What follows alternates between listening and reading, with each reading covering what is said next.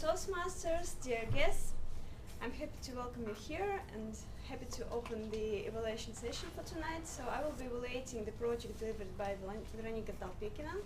I would like first to remind you that she delivered her fourth project from the advanced manual storytelling, and it was entitled The Touching Story.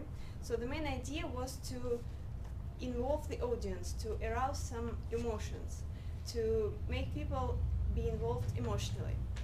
So I would like to ask you as the audience, have you been involved emotionally by Veronika's story? Just raise your hands, those who have been. Okay, perfect. So I think that's quite a good result for tonight. In my opinion, there were several strong points and several places for improvement in your story, Veronika. And I would like to start from the points which I think still need some improvement in your performances. So, in my opinion, the major drawback was the fact that you were using notes. When we talk about storytelling, it just steals so much sincerity and so much naturalness from your speaking when you use your notes. That's why one of the main suggestions of the manual is to avoid using notes. So sometimes you can peep in if you have like major points in your paper, but generally it's better to avoid doing this, because this will just make the audience closer to you and you closer to the audience. Another thing, the PowerPoint. In my opinion, again, the stories about animals are just emotional per se, and you don't need any visual aids to enhance the emotional challenge.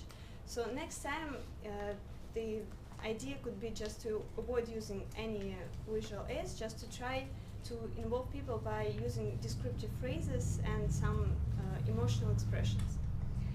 And another thing, the powerful climax. The whole story, the flow of your story was quite smooth. But overall, it was a good idea, but in the end, some reinforcement, some strong points actually lacked. So next time I would suggest that you could make your main idea a bit more reinforced, just for people to understand that this is the climax of your story and this is the point where they should actually be involved emotionally, where they should express some emotions. And then going to strong points. I noticed that you had some quite visual parts of the story, so you had a good opening, then there was the body filled with some descriptive details, and then there was the climax, though not that powerful one. And another strong point is the natural charm. You have all that which is needed for a good storyteller. So you have a good eye contact, you have a good posture. The only thing that you should work on is the actual content of your story, and probably trying to avoid the usage of notes in PowerPoint. So that's it. Good luck with it.